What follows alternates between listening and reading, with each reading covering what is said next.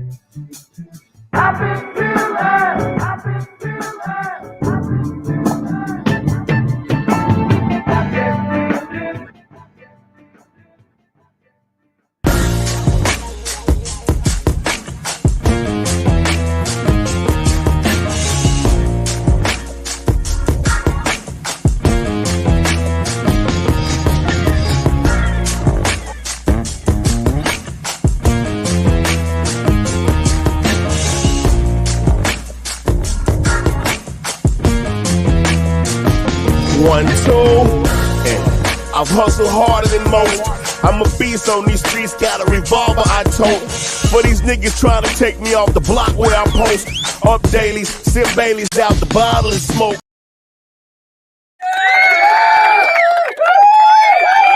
Hey man, what's up with it, family? What's up with it, family? What's the damn deal, man? This is Junior the Truth, and this is indeed the Punch Junkie Podcast, man. Salute to the family, man. Shout out to the LDBC. Salute to the Punch Junkie Network, man, the entire Punch Junkie family, man. Thank y'all so much for taking the time to tune in. Really, truly, genuinely appreciate it, man. If I had a million tongues, I couldn't tell it all. Man, if I had a million tongues, I couldn't tell it all, man. But salute to y'all. Thank you so much for taking the time to tune in. I am indeed your host, Junior the Truth. You can follow me everywhere via social media. I can be found with the handle Junior the Truth. That's JuniorTheTruth, and that's over all the social media platforms, man, each and every one. If you're really looking for me, though, you can catch me over on the Punch Junkie Network. www.punchjunkie.com will get you there. It is the last place in the world for real fans of the sweet science, man. So be sure to come check us out, www.punchjunkie.com, man. Man, salute to y'all, man. Salute. Man, I just was literally sitting here and I just found out as we were doing the intro that Tito Jackson just passed away, man. Tito Jackson passed away at the age of 70, and I'm over here salty. You feel me? Like, dang, man, not Tito. Man. Boy, 2024, man, being rough, man. You know what I mean? And also, of course, rest in power to the Tito Jackson, but rest in power to the legend, Frankie Beverly, man, as well as the legend James Earl Jones. Like, man, it's been brutal, but salute to the family, man. Thank y'all so much. I'm sitting here like I was feeling all good, man. I was kicking it. You know what I mean? I was all right. And then I literally just looked at that like, dang, man, Tito Jackson just died. You know, Tito was the one, man. You feel me? When people ask me my name, that's always my first response. I say my name is Tito Jackson. And people just look at me like, I got people to this day that call me Tito. They be like, all right, Tito. Like, yeah, I'm Tito Jackson. You feel me? Dang, man. Salute to y'all though. What's going on with y'all, man? I hope all is well. Salute to my brother, the guy, in the building. What's up with you, bro? Salute to the guy. Salute to MJ's Total Health and Wellness Enrichment, man, in the building, man. What's good with you, bro? Salute to K_G_ in the building, man. What's happening with you? Salute to King Vonnie 86. I see you in the building. What's good with you, bro? Hey, man, I'm gonna tell you, I'm getting old. I tell y'all, I remind y'all all the time, man, I'm getting old. You know what I mean? I ain't one of them. Nah, man, old is how you feel. Or nah, man, I'm gonna be young forever. Like, nah, bro, I'm getting old. I'm gonna tell you how I know I'm getting old, right? And the guy, you getting old too. Man, the guy and myself were supposed to go to a high school football game on Friday. I'm gonna tell the whole truth now. And we supposed to go to the high school football game on Friday. So early in the week, you know, like Monday, we talking and we fired up like, yeah, man, we gonna go. We got sideline passes, man. We gonna be down there on the sidelines. You feel me? You know, when you from Ohio, like, you know what I mean? That's, you know, hey man, we excited about being on the sidelines at a high school football game. You feel me? So the guy like, yeah, man, I got a sideline passes, man. We finna go. I'm like, well, bro, you know, man, let's start planning, bro. Like, what we gonna do? How we gonna do it? You feel me? You come in your place of mine, motherfucker. Like, am I coming down there? You gonna come over here? We just gonna meet there, you know? Then I'm like, nah, man, we'll just play it by ear, and then we'll figure it out. We'll work out the logistics closer to the day. You feel me? Like that's always my thing. Like we'll work out the logistics. You feel me? We'll synchronize our watches. So Thursday come, I ain't heard nothing from the guy. You feel me? I'm already like had one foot in, one foot out because I done had a long week. I ain't finna hold you. I done had a long week. So I called guy Friday morning. Now we supposed to go to the game Friday evening. I called the guy Friday morning, like, hey, bro. And I call him to see, you know, what we doing. You know what I'm saying? And he didn't answer. And I'm like, all right, bro. And he at work though, so I can respect that. You know what I mean? I'm one of them, you know. I'm one of them. You know what I'm saying? I be trying to be respectful of people and people's lifestyles. You see what I'm saying? And so I'm like, all right, I don't know if I cut this off or not. So I wait a little while. The guy ain't called me back. He ain't call. I steady calling. He ain't called me back. You feel me? So then I'm like, all right, man. So I called the guy again. I'm one of them. Like, you gonna give me an answer, bro? Because what I can't have is if we are going to the game, I gotta be prepared. Like I gotta be prepared, mind, body, and soul, like Anita. You feel me? Like I gotta be prepared for this. I told you I'm already one foot in, one foot out. So I called, and so he answered the second time. He like, what up, bro? I'm like, man, what's up, bro? What's going on for the night? You feel me? And he say,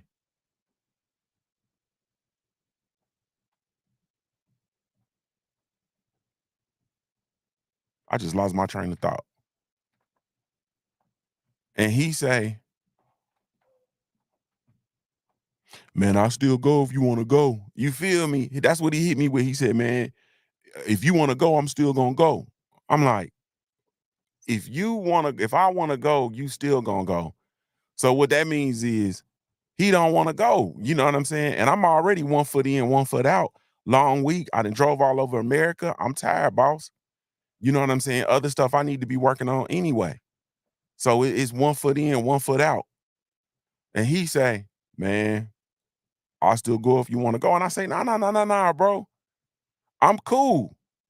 And he said, well, if you cool, I'm cool. And so these two old motherfuckers on the phone and decided they not finna go to this high school football game, bro. You feel me?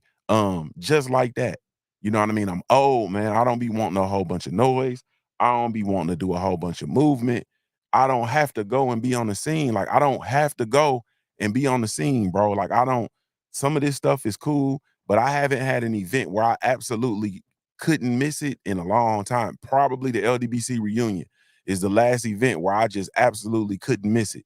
Everything else, man, be like a game time decision for me. And I ain't even finna hold you. So I know I'm getting old, man. You know what I mean? The dude said, well, you know, I ain't been home. I need to go home and spend time with my boys. And I'm like, oh, man, that's cool, bro. I'm gonna go to the crib and sit down and chill. King Vonnie said, it's a quick audible. Yeah, it ain't nothing. Smoke ain't shit to a barbecue pit. Like, man, we can sit down, bro. We can definitely sit down. We can sit this one out. It's cool. It's a whole bunch of stuff I need to be doing anyway. You feel me? So ultimately, at the end of the day, man, don't, man, it's if you invite me to something, man, it's a good chance that I'm not gonna show up, man. That's just the truth. I've reserved the right now in my age to just not go to places where I really don't feel like going. And I could plan to go all week, and then it could come 10 minutes till this time for me to leave. I'm subject to not go, man. Um, so it's I mean, and it's done been a whole lot of that, man. Y'all, and y'all love me, so y'all done reached out to me and gave me concert tickets, invited me to events, invited me to parties, all that kind of stuff, man. And I'm subject not to show up, man. I'm not even gonna hold you. I'm subject to not show up. Yeah, I'm subject to not show up. Yeah, Sweet Tea the Cheetah said, that's me all day. Sweet Tea, I'm talking about I was all the way far, I be all the way fired up to go to something. And then 5 minutes before, man, it's over with. You feel me? And I know that's you, Sweet Tea. That's why I be trying to get you out the house. Like, nah, Sweet Tea, come on, head on. What you doing? I be putting an immense amount of peer pressure on Sweet Tea when I'm down there.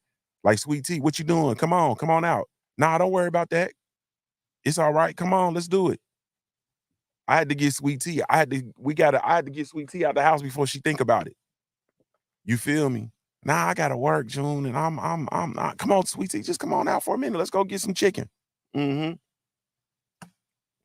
Nah, man, I'm at that age. Soul Power, salute to Soul Power, aka Gamed Up Kennels. He said, I'm at the age where my peace is the most important thing to me outside of my family and a good piece of poissy. Yeah, man. Sweet Tea said, yep, you do. I always have fun when you do. Yeah, I be putting that quick little peer pressure on you real quick. Come on, girl. Come on outside. You feel me? Come on outside. Salute to my brother, my Heart Nation Sports Podcast. He said, well, when I have my wedding, you made it clear not to invite you, or Eritrean weddings are all-nighters. Yeah, bro, you can keep that. Yeah, you can keep that, bro. You can keep that. Yeah, you can keep that. All night wedding, you can keep that, bro. Weddings, bro, you got a good start to finish with me, a wedding, you got a good 2 hours. You got a good solid 2 hours. Like, I'm being serious. You got a good solid from the time I pull up into the parking lot to the time I leave. This is wedding and reception. You got a good 2 hours. Maybe 2.5 if it's jumping and the food good. Maybe 2.5, bro. I might squeeze out a 2.5. You feel me? I might squeeze out a 2.5. But man, nah, bro. All night, wedding and reception. Are y'all crazy, bro? Nah. You got a good 2.5 hours out of me. Wedding, you got a good 2.5 hours. Funeral, you got a good 2. And that's funeral, intermission or internment and repast. You got a good 2 hours. If it started 11, come 1 o'clock, man, it's over with. You know what I'm saying? And I'm one of them ones, man. I don't really do the whole viewing, receive family and friends, and it be my kinfolk. And I don't even be sitting with the family, man. I'm gonna end up making some folks mad, man. So I'm gonna stop. But I don't even sit with the family. It be my kinfolk. I come late, bro. Like, I'm not, you got 2 hours, man. Like, you got a cool 2 hours. I think the last funeral I was at, longer than 2 hours, might have been my daddy's. And I was slipping. He caught me slipping. The viewing, family and friends, all of that, I don't sit up in the front. I sit in the back corner. I'm back in the back where the blacks be at. You know what I'm saying? So nah, man. Let me get on, man. I know y'all want me to talk boxing. You feel me? I know y'all people coming in to hear me talk boxing. Yeah, man. But nah, I ain't all night wedding. Bro, please. Ain't no way. You feel me? Mahari said the reception lasted till 1 a.m. Never. And it started like 5 in the evening, 2, 3 in the afternoon. Never. Ain't no way, bro. Y'all sound crazy, man. Yeah, y'all sound crazy, bro. I wish I might. Salute to Tay Tay in the building. I see you, Tay Tay. Hey, man. So we had a weekend of fights, man. We had a weekend of fights, man. Salute to the PBC, the Zone, the Canelo Alvarez versus Edgar Berlanga. card. I guess I got to give my reaction to the card. I don't even I you know, I don't really want to go in any kind of order. I really don't want to I don't know, man. I don't want to I don't know how to do it. Do I just pick the fights that I really want to talk about? You know what I'm saying?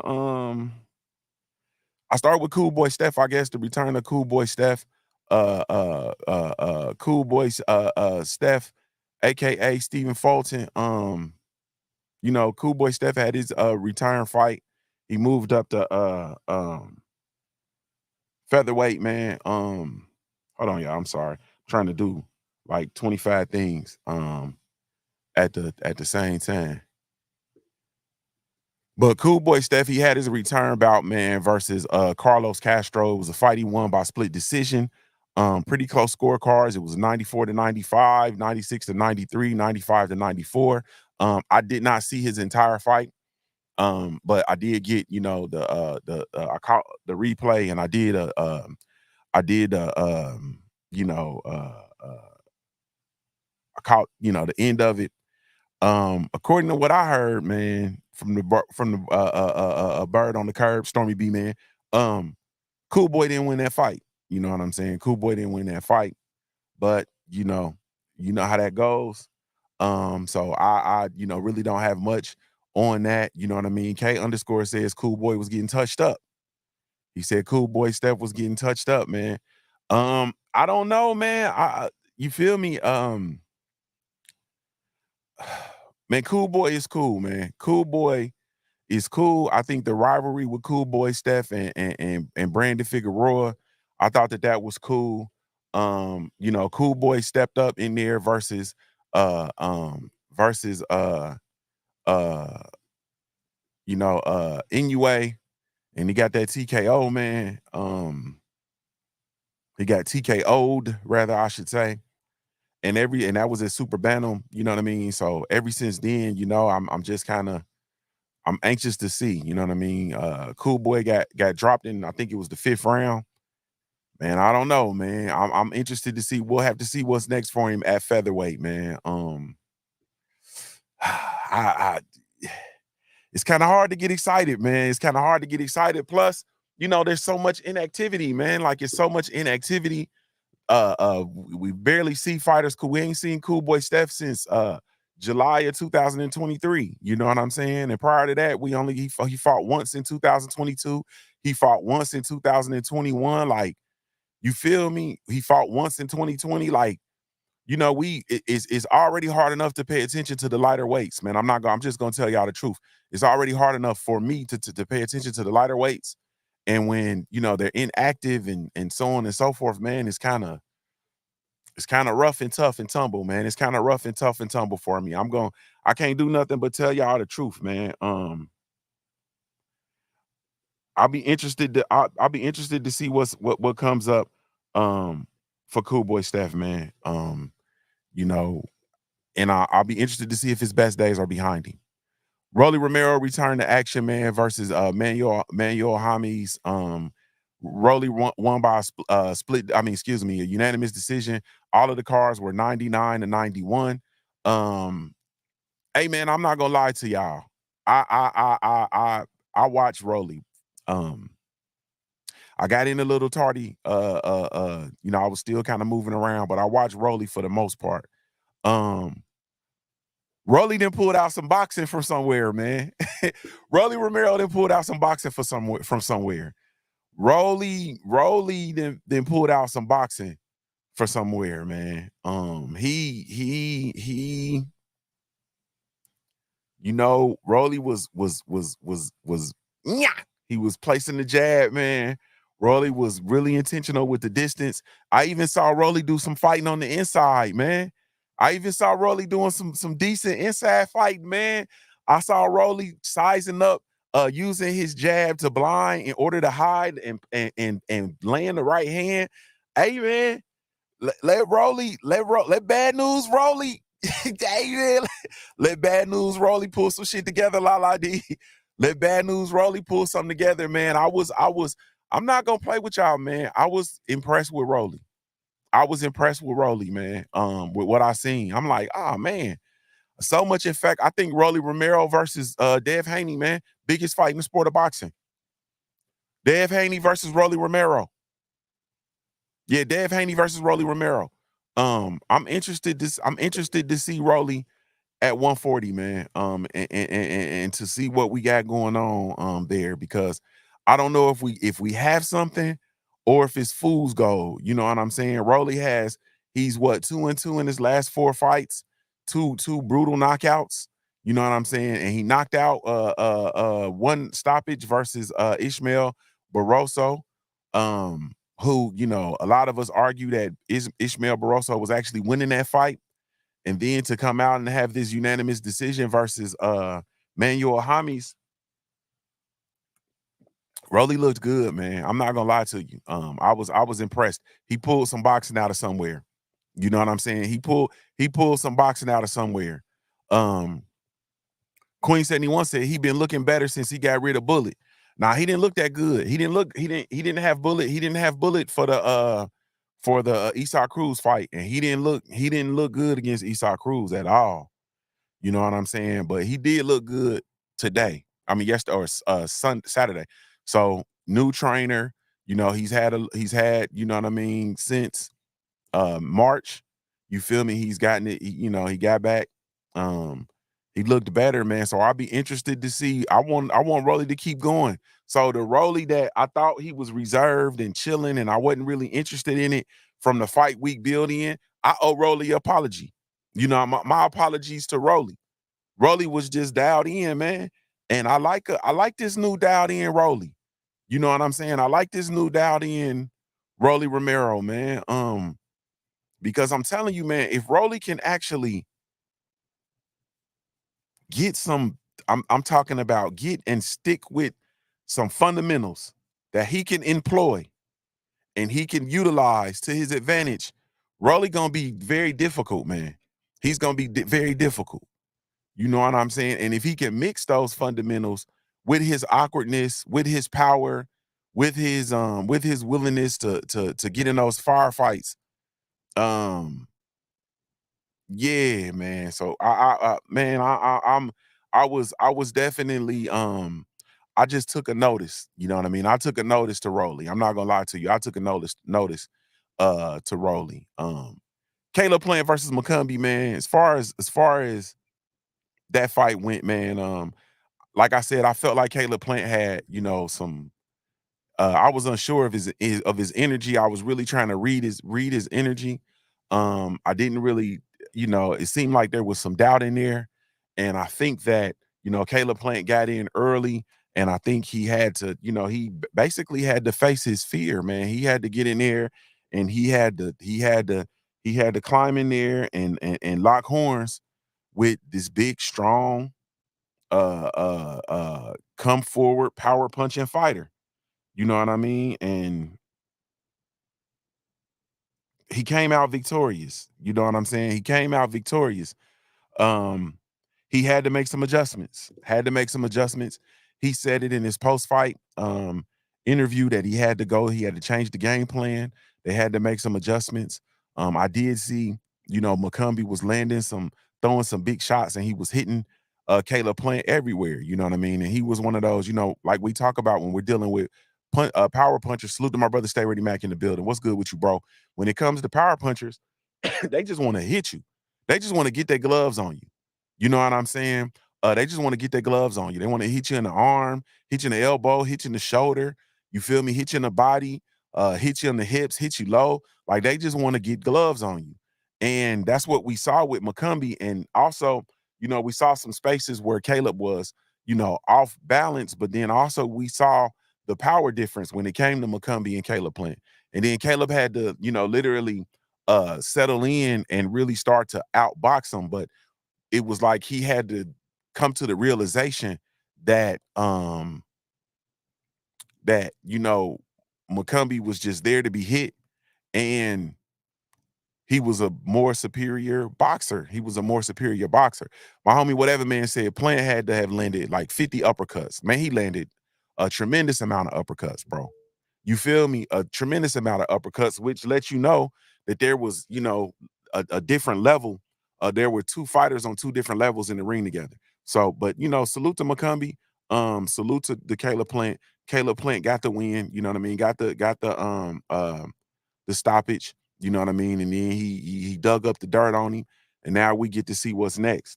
But as far as that fight went, you know what I mean? Um, I think Caleb Plant kind of reassured himself, you know what I mean, that he is uh on, a different level. He is still very much a championship level fighter. And that's, pretty much that. KG said Plant made a great adjustment taking it to the inside. I think so. Taking it to the inside, outgunning him, being intentional with stepping off. He did a lot of side stepping. He did a lot of turning McCombie. He did a lot of stuff to make McCombie, not realize where he was. You know what I'm saying? And I think it paid dividends. Also, getting inside of that range where McCombie had the best leverage on his punches. Once he got inside that range, and he was able to do work because he had faster hands. He was more accurate, better punch placement. He was able to generate, more power from the inside. He was able to tie up when he needed to. He was able to push off when he needed to. He was able to step around, sidestep when he needed to. It was almost like, in certain spots, it looked like Caleb Plant was in there hitting a heavy bag, bro. You know what I'm saying? It was like it was like you know what I'm saying? He was in there hitting the heavy bag. So I just think, like I said, Caleb Plant proved to himself that he is still very much a championship level fighter, especially at the 168-pound division. So, there you have it. There you have it. Salute to the homie Rod Neal in the building. What's up with you, bro? All right, man. Laura versus Danny Garcia. I'm gonna be honest with y'all. I didn't see a stoppage coming. I felt that this fight was gonna go the distance. I felt like it was going to end up being a fight where Lara was gonna box and do what he does. And I felt like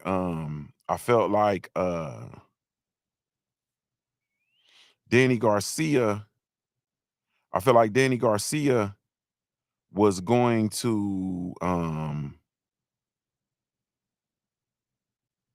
I felt like Danny Garcia was going to I'm sorry, I'm this that money get to calling.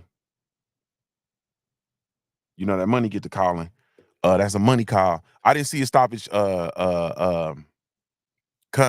I thought that it would go the distance. I can't say like Queen said she did. I never saw a stoppage coming because Danny Garcia has never been stopped. I felt like I know Laura has been getting some stoppages, but it's been against, Laura level competition. Laura is 41. You know what I mean? Laura's really stationary. You know what I'm saying? I just didn't see it.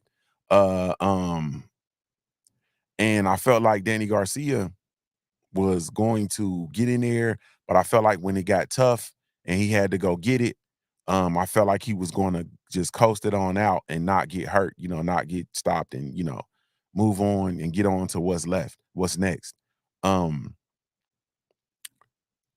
Arislandi Laura is a totally different fighter, and Arislandi Laura is what we see, and what I see in Arislandi Laura is what I wish I would have saw in Roy Jones Jr. Um, we've seen a fighter, and I did this comparison, but I really mean it. Like if you ever play pickup ball at the Y and you get them old school dudes in there, you feel me? And those old school dudes literally get in there and they're not doing a lot of unnecessary movement. You know what I'm saying? Like they are not doing a lot of unnecessary movement. You feel me? They are not going to be doing a whole lot of running around. You know what I mean? They're not going to do a whole lot of exerting energy. They're not gonna do a whole lot of chasing you around, moving unnecessarily, sprinting. They not gonna do that. They have a nice little area that they working from, and they're going to do the things that they need to do within that space to be successful. They gonna be like intentional. If you can't shoot, they not finna run after you. You understand what I'm saying? When they on offense and they don't have the ball, they gonna go to the block. They gonna go to the paint.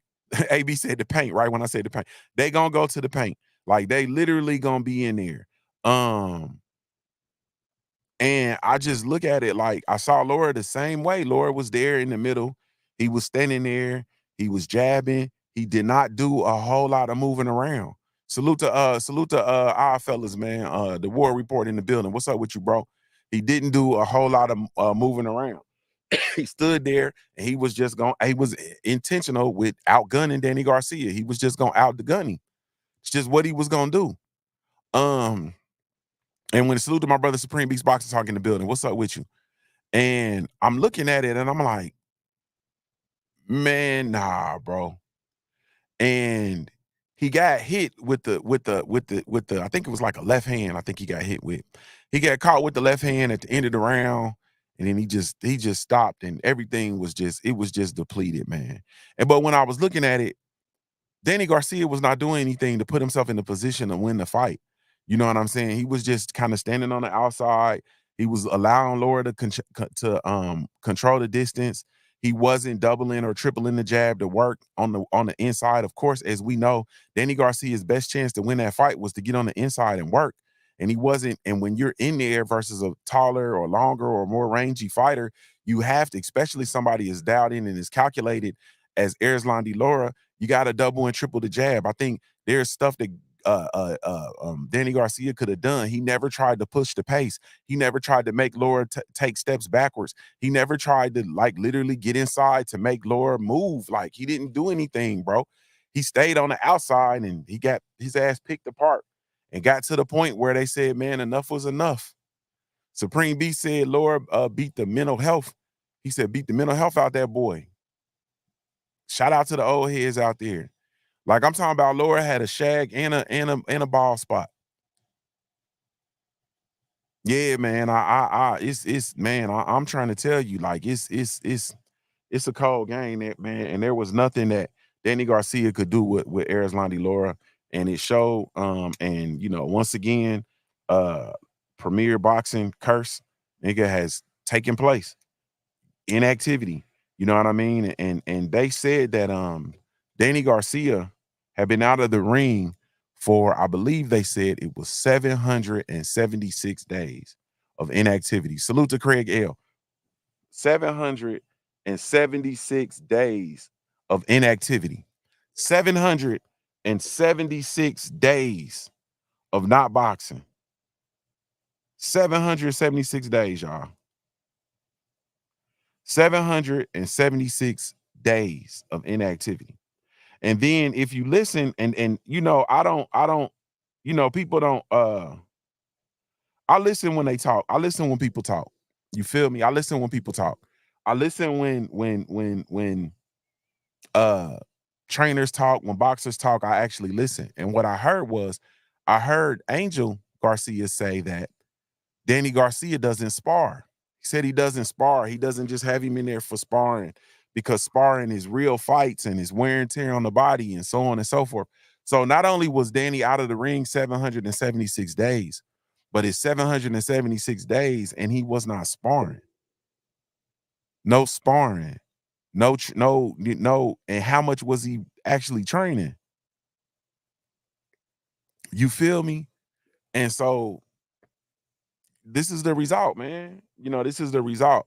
I'm with Supreme Beast. I think Supreme Beast. No. I think it was Stay Ready said it. It's time for Danny, man. It's unfortunate, but we're going to start to see the Premier Boxing curse play out more and more in these fighters as they begin to make their comebacks and they come back to fighting. You know what I mean? And when I say these, I'm talking about all the Premier Boxing fighters, all of the Danny Garcias. Whenever we see Keith Thurman come back, you know what I'm saying? The Keith Thurman, the Gary Russell Jr., you know what I mean? These fighters who have had these long drawn out layoffs, who have been inactive, who haven't had fights. When they come back, this is what we're going to see. Yeah, this is what we're gonna see, man. And we'll see it play out over and over and over again.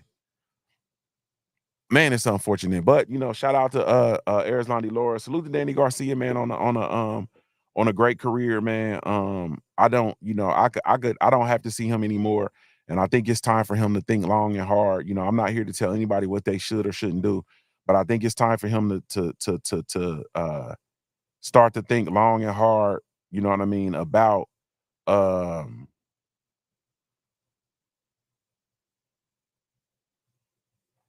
yeah, man. Think long and hard about continuing. You feel me? Queen 71 said Keith and Gary need not come back. They've been gone too long. Dang. All right, man. So let me get on this, man. Canelo versus Berlanga, and then we get out of here, man.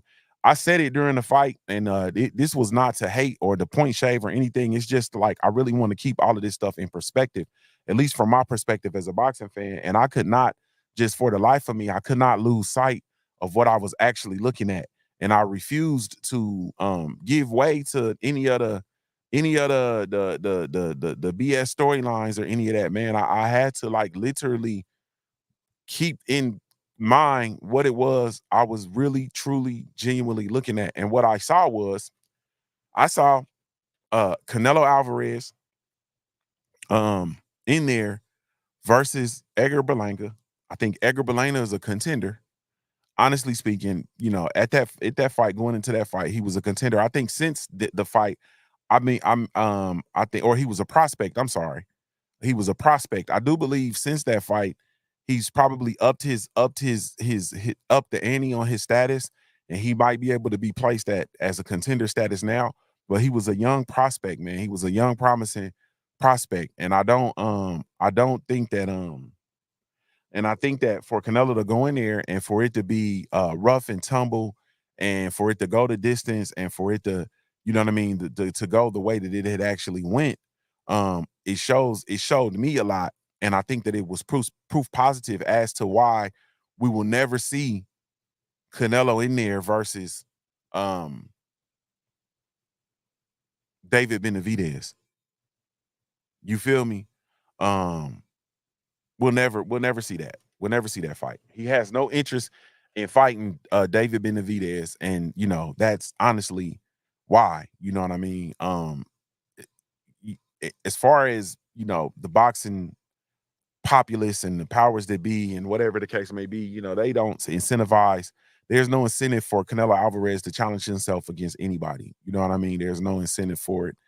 They're still continuing to give him, you know what I mean, these large paydays, of course, and looking to actually get their money on the back end. But it's when it's all said and done, um, what you see is what you get, and what you saw is what you had. You had a prospect fighter, a young, hungry prospect fighter who was in there versus, Canelo Alvarez, who was in there to prove a point that he actually belonged. You know what I mean? I will tell you that there were things that Edgar Berlanga, there's a lot of things that were missing. There was things that Edgar Berlanga didn't do. The first thing was the fact that, you know, Edgar Berlanga fought moving backwards. He allowed Canelo Alvarez to walk him down and push him back. Edgar Berlanga spent a substantial amount of time of that fight actually in on the ropes, with his back on the ropes. And it was the pressure, it was the presence, it was the mental pressure. It was a lot that forced him to go backwards. And I don't think that he ever went during that fight and stepped forward and put Canelo on his back foot. He didn't do anything to make Canelo constantly take a step back. Even as a young, stronger, bigger, younger fighter, more powerful fighter, he didn't do that. The only thing he did to make Canelo take a step back was headbutting. The only thing he did was the headbutting. You feel me? That was that was big. That was a huge telltale. When he didn't go and take his and run his ass to the center of the ring and stand there and refuse to back up, that was a telltale sign. He did do some things in there where he was working off of the jab, And he was able to land some big shots working off the jab, but he didn't do it consistently. He didn't do anything. He didn't try to apply any sort of pressure to Canelo to make Canelo move backwards. He moved, Berlanga was in a position where he moved backwards the whole fight. Also, I didn't think he did enough on the rough and tumble side. You know what I'm saying? He did some rough and tumble stuff, but I don't think he did enough. Most of his rough and tumble stuff was reactionary. You feel me? I didn't think he initiated the rough and tumble. He didn't really get dirty. He didn't do a lot of stuff like, you know what I mean? He didn't push him. It was just a lot. He wasn't punching on the clinches a whole lot. You know what I mean? He wasn't doing a whole lot. It was one period of the fight. They did tie up, and Canelo was punching on the clinch, and Berlanga was punching on the clinch. And I said, all right, you know what I mean? I'm like, all right. Like the kid got it in him. You feel me? But he doesn't have the experience, bro. He hasn't been in there with the rough and tumble fights, and the level of competition has not gradually increased. And that's why we've, you know, kind of got what we got. He didn't go in there versus Edgar Berlanga. He didn't go in there versus Anthony Darrell. He didn't go in there versus a Caleb Plant. He hasn't been in there versus a Jesse Hart. He hasn't been in there versus any of those dudes to help build up the experience, to make him rough and tumble and tricky and crafty, and to know the things that he needs to do so that when he's in that fight, he's ready. David Benavidez has that. And ultimately, David Benavidez, pardon my French, don't give a fuck who Canelo is. David Benavidez is going to come in there to win the fight. And he has the tools and the mindset and the mentality to do just that. You feel me?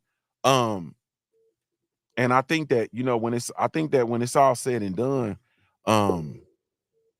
you know, that's what we got. You know what I mean? And for Canelo to go 12 rounds, you know, with the kid who, you know, did not have the tools to literally beat him or really truly compete with him, and for that fight to be competitive against a young prospect who didn't have the tools to beat him, nah, man. And then it came to the point where Berlanga's proud moment, like the War Report is saying, his proud moment was that, you know what I'm saying, he lasted 12 rounds. So now that's his selling point when he goes to Caleb Plant. He can say, I went 12 rounds. You got knocked out. You quit, you know, whatever the case may be. So nah, man, I just don't, I don't really, you know, as far as that fight, you know what I mean? It just kind of was what it was. I'm not one of those people. I'm not enamored with any of the storylines in the sport of boxing. I like the reality. I like the fact. I like the hard facts. Canelo, after the fight, he was saying, hey, man, I'm the best fighter in the world. You know what I'm saying? And to me, as a boxing fan, and this is not me poo-pooing on nothing, man. You know what I mean? I've made my feelings about Canelo and the career. I've made it known. I'm not sneak dissing or none of that kind of stuff. And I want so bad to cheer for greatness in the sport. I want so bad to cheer for these fighters, and to really do it. But the people who are really truly doing it and really doing it the right way, Terrence Bud Crawford, they're not getting this, they're not celebrated the way that these fake falsehood storylines are. And that's just the truth. And so Canelo to stand there and after beating a prospect and going 12 rounds with a prospect and getting touched up and having knots and shit all on your face, and then to say I'm the best fighter in the world. And I'm a person that I sit here like I live in reality, and the reality is, bro, you lost to Bivol. And we haven't avenged that loss. So you don't get to go and be the best fighter in the world with that loss out there. You lost to Mayweather, never got the opportunity to avenge that loss. Okay, I get that. You feel me? But the best fighter in the world is that's a stretch.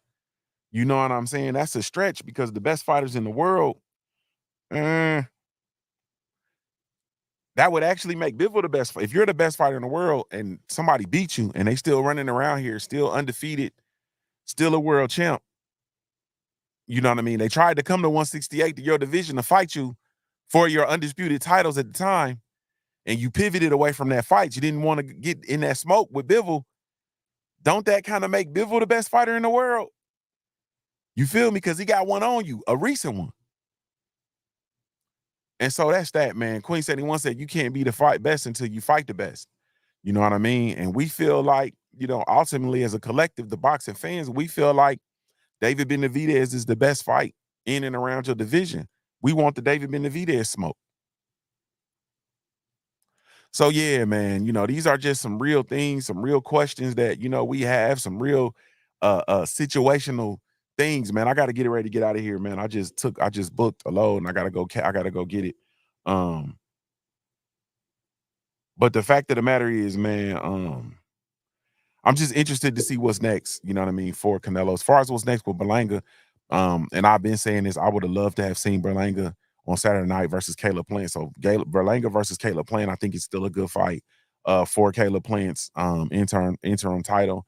I think that Edgar Berlanga could easily, you know, move into a fight with, you know, with the dog Darrell, or he could really challenge himself and go after a fight with David Morrell. Ain't that my dude David Morrell? Or did David Morrell move up to 75? Did he move to 75 too? Or did he stay at 68? I'm not sure. But he can pursue it. If those dudes have all gone, then he can just start collecting and working his way toward the other titles at 168, I believe. But I would love to see Edgar Berlanga versus Caleb Plant next. Okay, he moved to 175. But I would love to see Edgar Berlanga versus Caleb Plant next. You know what I mean? As far as Canelo, man, I just want to see him fight David Benavidez. If he ain't fighting David Benavidez, man, I don't want to see it at all. You know, I don't want to see nobody else. David Benavidez or bust for me, man. But anyway, man, let me slide out of here, man, and get on with the day. Salute to y'all. Thank y'all so much, man. We'll be back in on Wednesday morning, man. This weekend was cool, but it wasn't one of them ones, man. Salute to the family. Thank y'all so much. Salute to everybody that shows love to the Black Gentleman Grooming Company. We do have a line of all natural handcrafted grooming products specifically with you in mind, so be sure to come check us out. www.theblackgent.com. That's www.theblackgent.com. Salute to everybody tuning in via the YouTube stream, Facebook. I see y'all over there. The Junior the Truth mobile app. I see y'all over there as well. Also, y'all be sure to take this as your official invitation to come over and join the Punch Junkie Network. www.punchjunkie.network. PunchJunkie.com will get you there, though. It is the last place in the world for real fans of the sweet science. So y'all be sure to come check us out. Be on the lookout for, I got some exclusive content coming on over there only for the actual, you know, the network, man. So salute to y'all. Thank you so much. Salute to my brother Boxing Barbecue. I see you in the building. This is Junior Truth signing off, man. I'm giving you a daily reminder to view your life like a paradise until your life looks like a paradise, man. I'm a Ohio-born player made. If you don't know anything else about me at the end of the day, I got to keep pushing, baby. We offer the best grooming products for you. Yes, all natural and handcrafted too. We wanna help be your swagger, your style, class, and luxury. We make our products tailor-made for you with high quality. Yeah, so get in style with the Black Company. To give you swagger, style, class, and luxury. In luxury, yeah. The Black Gentleman Company. To give you swagger, style, class, and luxury. In luxury, yeah. Located at www.theblackgent.com.